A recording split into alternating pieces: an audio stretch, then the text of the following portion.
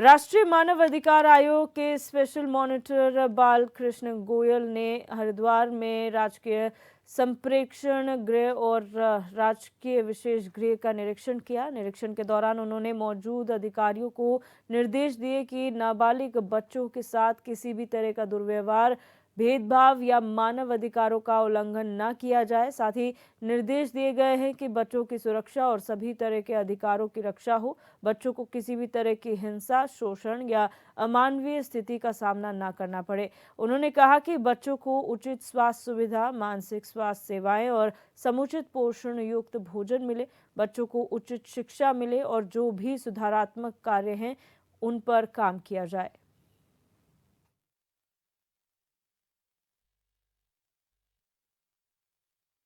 कृष्ण गोयल विशेष अधीक्षक राष्ट्रीय मानव अधिकार आयोग नई दिल्ली से। आज मेरा 6 दिन का उत्तराखंड का दौरा जो है वो हरिद्वार से शुरू हुआ है। इस क्रम में मैं हरिद्वार, टिहरी और देहरादून 3 जिलों को मैं इस समय अवलोकन करने के लिए आया हूँ। आज पहले दिन हरिद्वार में मेरा बाल संप्रेषण गृह और बाल विशेष गृह में आना हुआ। बच्चों से बात हुई, तकरीबन जो भी यहाँ की सुविधाएं हैं वो दुरुस्त पाई गई।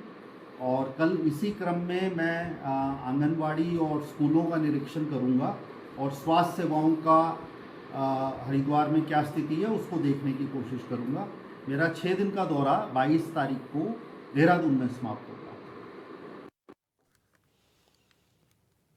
उत्तरकाशी के जिलाधिकारी डॉक्टर मेहरबान सिंह बिष्ट ने जल जीवन मिशन के तहत निर्मित पटारा पंपिंग पेयजल योजना का निरीक्षण किया। निरीक्षण के दौरान मौजूद अधिकारियों को डीएम ने इस योजना के परीक्षण चरण को जल्द पूरा कर संबंधित गांवों में जल आपूर्ति सुनिश्चित करने के निर्देश दिए। जिलाधिकारी ने जल जीवन मिशन के तहत जिले में सबसे पहले बनाए गए इस पंपिंग पेयजल योजना का काम पूरा होने पर संतोष व्यक्त किया है। उन्होंने कहा कि इसी तरह अन्य सभी योजनाओं को भी समय से और गुणवत्ता के साथ पूरा किया जाना जरूरी है।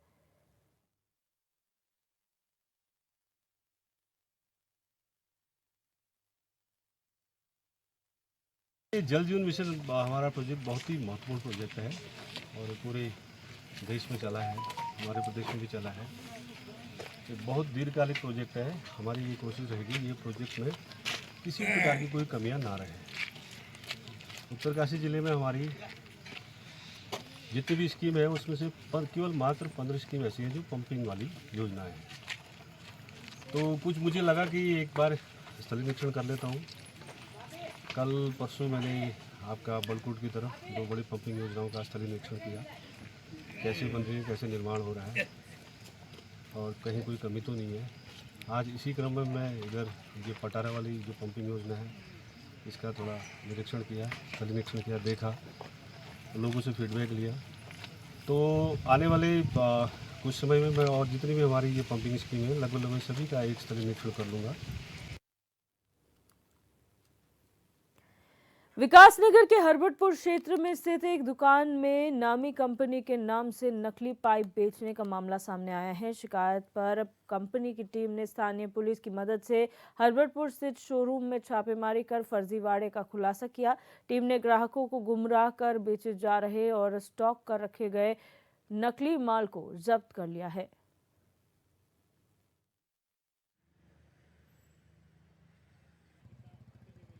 से मोहाली से हम लोग सुप्रीम वगैरह का लीगल देखते हैं कि जहाँ भी पैन इंडिया के अंदर सुप्रीम के नाम से कोई भी नकली सामान जो बेचता है या बनाता है उसके वो कार्रवाई करते हैं पुलिस में। तो हमें आज पता चला था कि देहरादून के अंदर ये धारीवाल अपना जो है ये धर्मा वाला यहाँ पे गुरु कृपा में सीपीवीसी पाइप जो है काफी टाइम से नकली सामान बेच रहे हैं। सीपीवीसी पाइप से लोगों को असली कह के बेचा जा रहा है।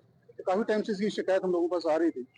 तो लोग आज हम दुकान जाके चेक किया तो वहाँ पे हम लोगों को सीपीवीसी पाइप मिले हैं। तो काफी मात्रा में सीपीवीसी पाइप्स हैं जो कि वो बहुत सुप्रीम की तरह लगते हैं। हम लोग देखने में उसको पहचान नहीं पाएंगे।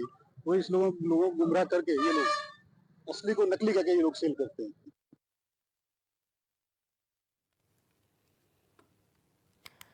और अब बात करेंगे कानपुर से बड़ी खबर का, जहां कानपुर समेत 14 जिलों में 48 घंटे बारिश का अलर्ट जारी किया गया है। ये बड़ी खबर आपको बता रहे हैं कानपुर से, जहां पर कानपुर समेत 14 जिलों में बारिश का अलर्ट अगले 48 घंटे के लिए रखा गया है। मौसम विभाग ने जारी किया है अलर्ट। देर रात भारी बारिश से जनजीवन पूरी तरह से अस्त व्यस्त हो चुका है। तो ये बड़ी खबर आपको बता रहे हैं कानपुर से। अगले 48 घंटे के लिए भारी बारिश का अलर्ट कानपुर समेत 14 जिलों के लिए किया गया है। उत्तर प्रदेश के 14 जिले जिसमें कानपुर भी शामिल है, वहां पर भारी बारिश का अलर्ट जारी किया गया है। और देर रात से ही भारी बारिश से जनजीवन पूरी तरह से अस्त व्यस्त हो गया है।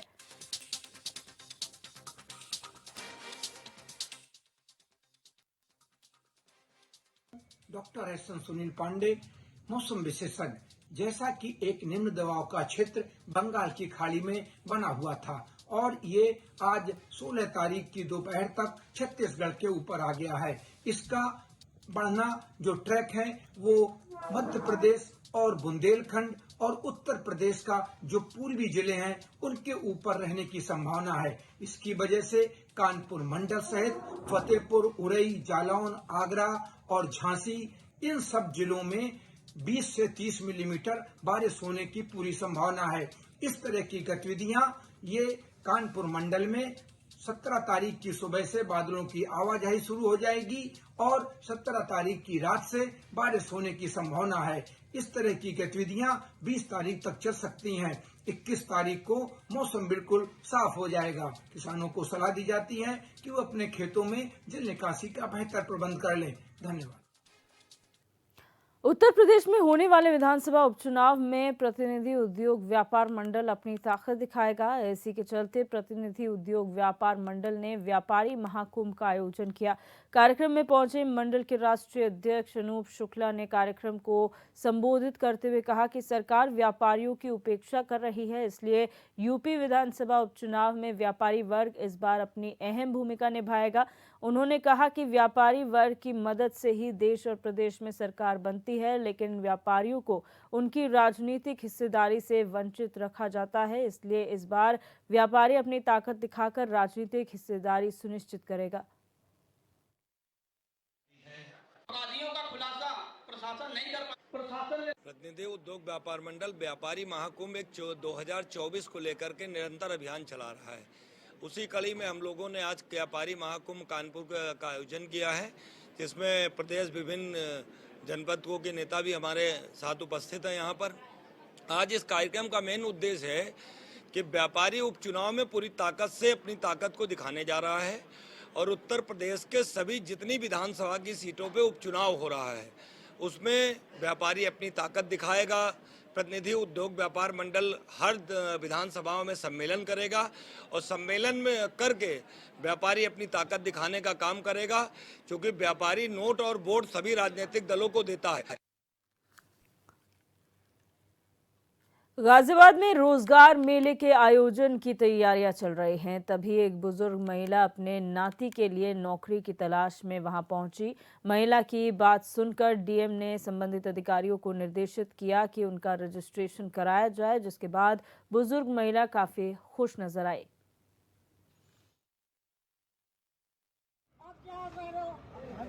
नंबर दो अपना, तो रजिस्ट्रेशन करा लीजिएगा, बाद में भी बुला लेंगे। कोई नहीं सुनता बेटे, आप क्या कह रहे हो? सुनता ना तो हम यहाँ नंबर दो अपना, हमारा मैं नंबर आपको क्या दूंगी, फोन मारूंगी ना आप पैसे अगर नहीं हुआ तो इसको हमारा नंबर दे देना। मैं बात करूंगी। तो रजिस्ट्रेशन करा लीजिएगा, बाद में भी बुला लेंगे। कोई नहीं सुनता बेटे, आप क्या कह रहे हो? सुनता ना तो हम यहाँ नंबर दो अपना, हमारा मैं नंबर आपको क्या दूंगी, फोन मारूंगी ना आप पैसे अगर नहीं हुआ तो इसको हमारा नंबर दे देना। मैं बात करूंगी। तो रजिस्ट्रेशन करा लीजिएगा, बाद में भी बुला लेंगे। कोई नहीं सुनता बेटे, आप क्या कह रहे हो? सुनता ना तो हम यहाँ नंबर दो अपना, हमारा मैं नंबर आपको क्या दूंगी, फोन मारूंगी ना आप पैसे अगर नहीं हुआ तो इसको हमारा number. Bareilly All India Muslim Jamaat के राष्ट्रीय अध्यक्ष मौलाना मुफ्ती शहाबुद्दीन रजवी बरेलवी ने सीएम योगी का आभार व्यक्त किया। मौलाना मुफ्ती शहाबुद्दीन रजवी बरेलवी ने ईद के दिन निकाले गए जुलूस के दौरान सुरक्षा व्यवस्था देने के लिए सीएम योगी का आभार व्यक्त किया। साथ ही उन्होंने मुस्लिम अंजुमनों का भी आभार व्यक्त किया और कहा कि मुस्लिम अंजुमनों ने पैगंबर इस्लाम के पैगाम को जन जन तक पहुंचाने की बहुत कोशिश की। वहीं सपा पर निशाना साधते हुए उन्होंने कहा कि अगर राज्य में समाजवादी पार्टी की हुकूमत होती तो आज कई शहरों में कर्फ्यू लगा होता। निकलने की उत्तर प्रदेश के मुख्यमंत्री योगी आदित्यनाथ जी का शुक्रिया कि उन्होंने ईद मिलादुन्नबी सल्लल्लाहु ताला अलैहि वसल्लम के जुलूस को बहुत बेहतरीन अंदाज में निकलने की व्यवस्था की और साथ ही साथ मुस्लिम अंजुमनों का शुक्रिया कि उन्होंने अमन शांति के साथ पैगंबर इस्लाम सल्लल्लाहु ताला अलैहि वसल्लम के पैगाम को पूरी दुनिया में फैलाने की कोशिश की और ज़िले की पुलिस और प्रशासन का शुक्रिया कि उन्होंने कुछ जगह तनाव के बावजूद संयम बरतते हुए जुलूस निकालने के इंतजामात किए और जिस तरह की कशीदगी और तनाव था, अगर समाजवादी पार्टी की हुकूमत उत्तर प्रदेश में होती तो आज कई शहरों में कर्फ्यू लगा होता। भले ही उत्तर प्रदेश सरकार की ओर से डग्गामार वाहनों पर पूरी तरह प्रतिबंध लगाया गया हो, लेकिन मुजफ्फरनगर में आज भी डग्गामार वाहन धड़ल्ले से दौड़ रहे हैं। मुजफ्फरनगर सिटी में जिला अस्पताल और महावीर चौक डग्गामार वाहनों का गढ़ बना हुआ है। इन जगहों पर ट्रैफिक पुलिस की 18 घंटे ड्यूटी रहती है, बावजूद इसके डग्गामार वाहन सड़कों पर दौड़ रहे हैं। ऐसे में परिवहन विभाग समेत पुलिस की कार्यशैली पर सवाल उठ रहे हैं। मैंने अभी हाल में ही मुजफ्फरनगर में एसपी ट्रैफिक पद का चार्ज लिया है और हमारी यह प्राथमिकता रहेगी कि जो शहर की ट्रैफिक व्यवस्था है इसको सुचारू ढंग से चलाया जा सके और हमारे जो अधीनस्थ कर्मचारी हैं एक बेहतर ट्रैफिक व्यवस्था दें, जनता के साथ अच्छा व्यवहार हो उनका। हमारा बल इस पर रहेगा और साथ ही साथ किसी भी प्रकार की कहीं भी जाम वगैरह की कहीं भी कोई समस्या ना आए। हमारी प्राथमिकताओं में रहेगा कि सरल सहज ट्रैफिक व्यवस्था हम शहर में स्थापित कर सकते हैं। सर, हाल ही में मुख्यमंत्री ने डीसी के जरिए निर्देश दिए जनपद में कहीं भी डग्गा मारी या कहीं भी अवैध स्टैंड पालेंगे, उसके लिए किस तरह का कदम उठाया जाएगा? माननीय मुख्यमंत्री जी की सर्वोच्च प्राथमिकता है कि किसी भी प्रकार के अवैध स्टैंड आदि संचालित न किए जाएं। हम जो है अपनी टीम के साथ यह प्रयत्न करेंगे कि 100% कोई भी कहीं भी अवैध स्टैंड अवैध इस तरह की संचालित न हो। उत्तर प्रदेश में भले ही डग्गामार वाहनों को लेकर सरकार सख्त हो, लेकिन मुजफ्फरनगर में आजकल डग्गामार वाहनों की भरमार है। आए रोज सड़कों पर डग्गामार वाहन धड़ल्ले से घूम रहे हैं। आप देख सकते हैं कि किस तरह से डग्गामार वाहनों की यहाँ भरमार है और आए रोज इसी जगह से 100 से भी ज़्यादा डग्गामार वाहन सवारियों को लेकर बाकायदा अलग अलग स्थान पर जाते हैं।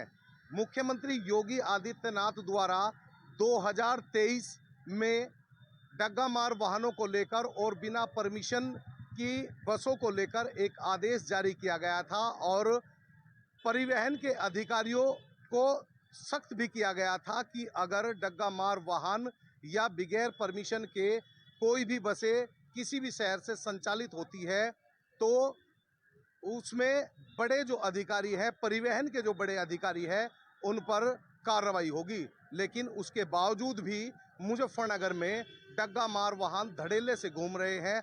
आखिर अब सवाल ये है कि ये किसकी सह पर डग्गामार वाहन मुजफ्फरनगर में चल रहे हैं। बड़ा सवाल अपने आप में यह है कि आए रोज डग्गामार वाहन सवारियों को लेकर अलग अलग स्थानों पर जाते हैं। यह नहीं कि पुलिस व प्रशासन की इन पर निगाह नहीं है। थोड़ी ही दूरी पर पुलिस पिकेट भी है और बाकायदा ट्रैफिक पुलिस के लोग भी यहाँ मौजूद रहते हैं, लेकिन इन पर आज तक कोई उचित कार्रवाई नहीं हो पाई है। आदेश सैनी, HNN न्यूज, मुजफ्फरनगर। और हमारे साथ हमारे संवाददाता आदेश सैनी फोन लाइन पर जुड़ चुके हैं। आदेश, क्या पूरा मामला है? किस तरह से डग्गामार वाहन यहाँ पर सड़कों पर दौड़ रहे हैं और क्यों प्रशासन इस ओर अनदेखा बना हुआ है? देखिए, मैं आपको बता दूं कि उत्तर प्रदेश सरकार डग्गामार वाहन और बिना परमिट के बसों को लेकर पूरी तरह से सख्त है, लेकिन उसके बावजूद भी मुजफ्फरनगर में वाहनों की जो है वो भरमार है और आए दिन जो है 100 से भी ज्यादा यहाँ से डग्गामार वाहन अलग अलग जगह पर सवारियां लेकर जाते हैं। और सूत्रों की अगर माने तो बताया जा रहा है कि अलग अलग जगह अलग अलग स्थान पर ठेकेदारों को बिठाया गया है और वो अवैध वसूली करते हैं और उन्हीं के द्वारा ये जो डग्गामार वाहन है। रुक करेंगे गाजियाबाद का, जहां पर रोजगार मेले का आयोजन हो रहा है और मुख्यमंत्री योगी आदित्यनाथ उसमें शिरकत कर रहे हैं और रोजगार मेले का निरीक्षण कर रहे हैं।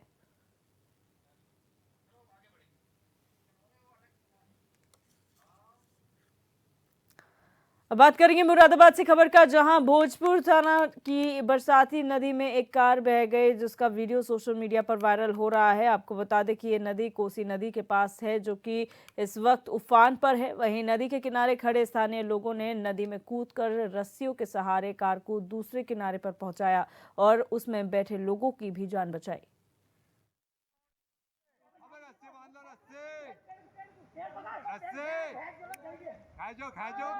रुक गई आपने आगे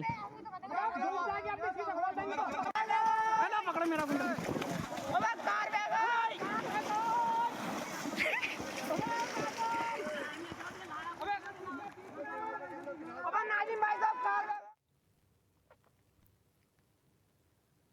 झांसी के बुंदेलखंड विश्वविद्यालय के गर्ल्स हॉस्टल की छात्राओं के प्रदर्शन के बाद वार्डन को हॉस्टल से हटा दिया गया है। आपको बता दें कि छात्राओं ने आधी रात को कुलपति के आवास के बाहर प्रदर्शन कर वार्डन को हटाने की मांग की थी। तमाम अनियमितताओं का आरोप लगाते हुए छात्राओं ने बताया था कि हॉस्टल के बाथरूम का गेट बंद नहीं होता, मेस में गुणवत्ता विहीन खाना मिलता है और बीमारी के समय एम्बुलेंस तक नहीं बुलाई जाती।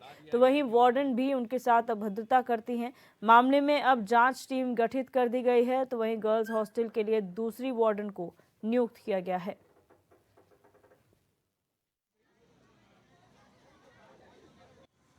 एक्चुअली में कल रात 9 बजे मेरे पास सूचना आई कि कुछ छात्राएं जो हैं वो झलकारी बाई हॉस्टल की हैं और वो कुलपति आवास के पास जो है एकत्रित हो रही हैं। तो संज्ञान में जैसे ही आया, सुरक्षा सुपरवाइजर ने मुझे बताया, मैं तुरंत अपनी गाड़ी से पहुंचा। वहाँ पे प्रोफेसर मुन्ना तिवारी जी भी और अन्य शिक्षक साथी भी हमारे जो है वहाँ पहुँच गए। जाके मालूम पड़ा कि छात्राओं की जो मेन मांग है वो ये है कि उनकी भोजन, पानी और थोड़ी स्वास्थ्य संबंधी जो एम्बुलेंस की व्यवस्थाएं थी वो कुछ ठीक नहीं है। तो हमने कहा ठीक है, इस सब के लिए हम मतलब जो है कल से आपके जो समक्ष है जो भी संबंधित अधिकारी हैं उनसे एक बार फिर पुनः समझ। हालांकि हमारे यहाँ व्यवस्थाएं जो है पूर्णतः अच्छी हैं। खबर झांसी से है, जहां बबीना थाना क्षेत्र के सफा गांव में पुरानी रंजिश के चलते दो पक्षों में विवाद हो गया। इस दौरान दोनों पक्ष के लोगों ने एक दूसरे पर लाठी डंडे चलाए और तमंचे से फायरिंग भी की, जिसमें बीच बचाव करने आए पूर्व महिला प्रधान के हाथ पर गोली लग गई। मारपीट में दोनों पक्ष के 6 लोग घायल हुए हैं। सूचना पर पहुंची पुलिस ने सभी घायलों को मेडिकल कॉलेज में भर्ती कराया और आगे की जाँच पड़ताल शुरू कर दी।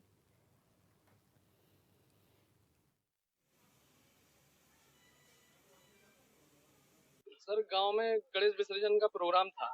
गणेश विसर्जन से धर्मेंद्र सिंह और जंडेल सिंह ये रोड पे उस अजय सिंह की दुकान का पे खड़े थे। वहाँ कुछ आज खा पी रहे हूँ, वहाँ पे अजय सिंह आया। अजय सिंह ने छूटते गाली दी, गाली देके उसमें डंडा मारा, तो उन लोगों ने भी वहाँ उसको मारा। वो भागता हुआ घर आया। जब हमें सूचना दी गई तो हम लोग रोड पे गए, रोड से इन लोगों को लेके आए। लेके जैसे ही आए गांव में, घर पे गाड़ी से बस इनको उतार पाया, जब तक इनके परिवारजन लाठी डंडे गोली दही लड़ाई हुई। वो गोली दही दिन में अजय सिंह ने और हाथ में ये लड़ रहे थे, तो हम पहुंच गए होना, तो हमने दे दी मैंने मैं दई हमारे पति में, तो हमने गल गई। तब हमें नहीं पता झगड़ा तो ये हमारे दरवाजे पे आ गए। जब हमें झगड़ा को पतो पड़ो कि क्या बात है। जी हटे 10-15 जने हैं वे तो पूरे। हाँ प्रधान रहे पहले, अबे हमारा लड़का है प्रधान।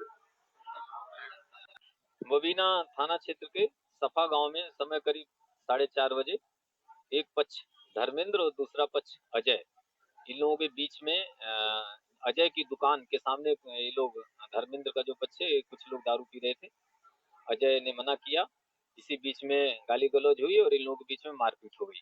फिर ये दोनों ही पक्ष एक ही गांव के रहने वाले हैं और इनका खानदान भी एक ही है। जब घर पे आए ये लोग गांव में, फिर दोनों पक्षों के बीच में चूंकि दुकान पे पहले मारपीट हो गई थी, तो इसी को लेकर के फिर आपस में वाद विवाद हुआ और फिर दोनों ही पक्ष की तरफ से मारपीट हुई है, जिसमें दोनों तरफ से 6 लोग घायल हैं। इनको हॉस्पिटलाइज करा दिया गया है और दोनों ही पक्ष के लोग अभी खतरे से बाहर हैं। एक पक्ष का आरोप है कि दूसरे पक्ष ने फायर किया है, जिसमें एक महिला को हल्की चोट हाथ में लगी हुई है। और अब बात करेंगे बड़ी खबर की। कन्नौज से बड़ी खबर है, जहां जागरण सुनने के दौरान हादसा हो गया है। टीन शेड गिरने से हादसा हुआ है। बड़ी खबर आपको कन्नौज से बता रहे हैं। ओवरलोड के चलते भरभरा कर टीन शेड गिर गया। हादसे में जागरण सुन रहे करीब 20 श्रद्धालु घायल हुए हैं। 5 लोग गंभीर हालत में मेडिकल कॉलेज में भर्ती कराए गए हैं। एक व्यक्ति को कानपुर रेफर भी कर दिया गया है। इंदरगढ़ थाना क्षेत्र का ये मामला है। तो बड़ी खबर कन्नौज से आपको बता रहे हैं, जहां पर कुछ लोग जागरण सुन रहे थे, उसी वक्त एक हादसा हो गया। टिन शेड गिरने से यह हादसा हुआ है। ओवरलोड के चलते ये टिन शेड भरभरा कर गिर गया। वहीं हादसे में जागरण सुन रहे करीब 20 श्रद्धालु घायल हुए हैं, जिनमें से 5 लोगों को गंभीर हालत में मेडिकल कॉलेज में भर्ती कराया गया है। वहीं एक व्यक्ति को कानपुर भी रेफर किया गया है।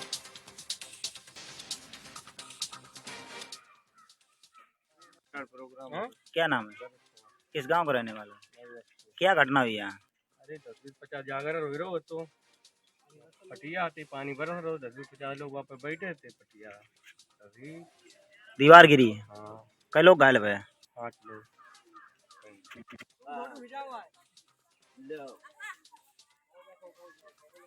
हमारे साथ फोन लाइन पर जुड़ चुके रईस, क्या घटनाक्रम हुआ है? जी आपको बता दें, पूरा मामला इंदरगढ़ क्षेत्र का बताया जा रहा है, जहाँ पूर्व मंगल पर्व पर जहाँ जागरण का आयोजन हो रहा था। जागरण के आयोजन में ओवरलोड के चलते टीन शेड गिर जाने से 20 लोग गंभीर रूप से घायल हो जाने पर अफरा तफरी का माहौल उत्पन्न हो गया था, जिसमें 5 लोग गंभीर रूप से घायल हो गए थे, जिन्हें सिल्वर मेडिकल कॉलेज में भर्ती कराया गया, जहाँ पे एक की हालत चिंताजनक होने पर उसे कानपुर भेजा गया, जहाँ उसकी हालत चिंताजनक बनी हुई है। जी, अभी क्या अपडेट है, किस तरीके से वहां पर क्षेत्र में कार्रवाई की जा रही है प्रशासन द्वारा?